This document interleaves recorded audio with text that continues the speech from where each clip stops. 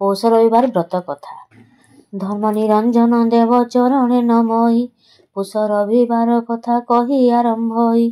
शुण जने मोर हटा देशर राजन, सुगता नामरे थिले अति गुणवान। सुशीला नामरे थिले तांको महादेई, पतिव्रता धर्मशीला तांको परि सेही। राजा पुत्र समानरे प्रजांको पालंती, देवगुरु ब्राह्मण रे भक्ति करंती। सेही पुण्य राजांकर एकई कुमर, होइला जे रूपे गुणे नाही पटांतर। सुंदर पणरे काम ता आगरे छार, दिनु दिन पाठ पढ़ी हेला गुणाकार। से पुत्रर नाम रत्नाकर जे अटई, सकल गुणरे ताकू समान सेही। से पुत्रर यौवन समय हुवन्ते, महिमा करई जाई संगीक संगते। दिने संगी मानकर संगे रत्नाकर, बसी अछि सेही पथे आगरे ताहार। एका महाजन पुत्र विवाह होई करे, कन्या घेनी जीवारु ता अन्याय विचारी। आपण गृह को जाई से राजा नंदन, जननी निकटे कहे वीर शेषन। आगो माता मो संगरे जेते संगी छंती, सकले होइले विवाह खोजी जे जा जाती। काहीं पाई मोते विवाह न कर गो मात, एहा कही रत्नाकर हुअन्ते दुखित।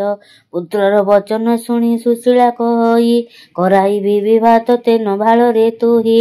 एहा कही महादेई नृप पासे जाई, कहई शुण हे राजा जा मु कहई। होइला नंदन जुबा ताहांकु विवाह, न कर कि पाई एते मरम कि कह। राणी वचन रे राजा चमकी पड़िला, मो मन तो नाही बोली राणी की कहिला। आउ किछि न बोलो गो अल्प दिन रे, कराइबी विवाह कन्या खोजाई झटरे। राणी ताहा शुणी अंतपुर को चलिला, राजा तहु एक ब्राह्मण को डकाइला। निकटे बसाई तांकु बोले हे गोसाई, कन्या एक बुझ आंब जुबराज पाई। राजा वचन रे विप्र हेउ बोली कही, राजा पौरुष घिनी गला बेग होई। अनेक स्थान रे जाई कर्णाट देश रे, मिली रे जे धनवंत साधव नवरे। बालावती नामे थिला साधवर झिय, सर्वसुलक्षण रूप गुण रे अतिह। ताहा जानी विप्र तांकु बुझाई कहिले, आंभ राजांकर पुत्र अछंती बोइले। से राजपुत्र को तुमे कन्यादान कर, बुझिले ताहाकु हेब नाही असुंदर। शुणिता साधव तहु सनमत कला, गणा पोछा करी विप्र सेठारु चलिला। सुगति नृपति पासे मिली से ब्राह्मण, सबु कथा तांक आगे कहन्ते बखाण। शुणी ताहा नरपति सानंद होइला, गहना लगाई पुत्रे घेनी चली गला। केते दिन जाई मिली कर्णाट देश रे, परवेश हुअन्ते जे साधव नवरे। ताहा देखी धनवंत साधव तोषरे, सेमानंकु रखाइला उत्तम बासरे। शुभ जोग लग्न देखी कला कन्यादान, जहाज उतुक देला नुहई गणन। विवाह सारी सर्वे तही जे निशि बंचिले, परदिन बर कन्या घेनिले उठिले। साधव अनेक धन भार सकटरे, देला झिय संगे अति सानंद मनरे। राजपुर निकटरु किछि दूरे थाई, हांदोलारु साधवर झिय विचारई। मो बापा साधव देई अछि जेते भार, किए ता देखिब अबा होइले अंधार। एहा भाबी आदित्यंकु साधव दुहिता, बहु विनय रे बोले हे देव सविता। कृपा करी किछि बेल स्थिर गति कर, जेउ परि अति शीघ्र नहिब अंधार। आम्भे माने सर्वे जाई राजा भुवन रे, परवेश होई बुटी जथा जे दिन रे। तही परे तुम्हे अस्ता चले पछे जीव, ए मोर विनय घन आहे सूर्य देव। साधव दुहिता विनय रे जे भास्कर, विलंब गति करन्ते होइला उचुर। राजा सदन रे सबे प्रवेश होइले, तही परे दिनपति अस्ताचल गले।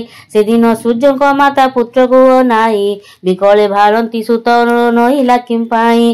काहींकि विलंब हेला मनरे विचारी, बाटे ठिया होइचंती पथ चाहि करी।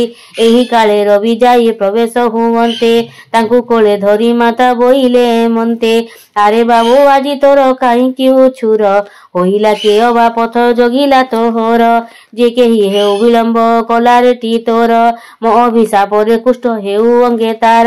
गलित कुष्ठ ताहाड़ गोड़ छिड़ी जाऊ, तो पथ विलंब करिबार फल पाऊ।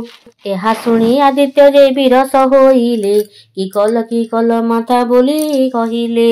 କେହି ମୋର ପଥ ରୁଦ୍ଧ କରି ନାହିଁ ଶୁଣ, ଯହିଁକି ବିଳମ୍ବ ହେଲା ବୁଝି ତା କାରଣ। ସାଧବର ଝିଅ ଆଜି ଘେନି ଭୋଜବାର, ଗହଣା ଲଗାଇ ଯାଉଥିଲା ସ୍ୱାମୀ ଘର। ତାହା ଦେଖୁ ଦେଖୁ ମୋର ବିଳମ୍ବ ହୋଇଲା, ଏଥିରେ ବା କେଉଁ ଜଣ ଦୋଷକାରୀ ହେଲା। ଅକାରଣେ ତାକୁ ଅଭିଶାପ ଦେଲ ମାତ, କହ ଏବେ କିପରି ଯେ ହୋଇବ ମୁକତ। ଆଦିତ୍ୟ ବଚନେ ତାଙ୍କ ଜନନୀ କହନ୍ତି, ପୁଷ ରବିବାର କଲେ ହେବ ସେ ମୁକତି। ପୁଷ ମାସ ରବିବାର ଦିନ ସକାଳରୁ, ରବି ଉଦୟନେହୁ ବେଗେ ଉଠିବ ସେ ଜରୁ। ବିଧାନରେ ଯାଇ ସ୍ନାନ କରି ଆସି ବେଗେ, ତୁଳସୀ ମୂଳରେ ଲିପି ଗୋମୟ ସରାଗେ। ତହିଁରେ ମଣ୍ଡଳ ଭାଙ୍ଗି ରବିଙ୍କି ସ୍ଥାପିବ, ନାନା ବର୍ଣ୍ଣ ଫୁଲେ ସେ ସ୍ଥାନକୁ ମଣ୍ଡାଇବ। ବେଦ ମନ୍ତ୍ର ଜାଣିଥିବା ବ୍ରାହ୍ମଣ ଡକାଇ, ସୂର୍ଯ୍ୟ ପୂଜା କରାଇବ ନାନା ଭୋଗ ଦେଇ। ଶର୍କରା ମିଶ୍ରିତ ଲାଜ ପୋକରମ୍ବା ଫଳ, ଆରିସା ଦଧି କୋଟିକା ଆରି ନାରିକେଳ।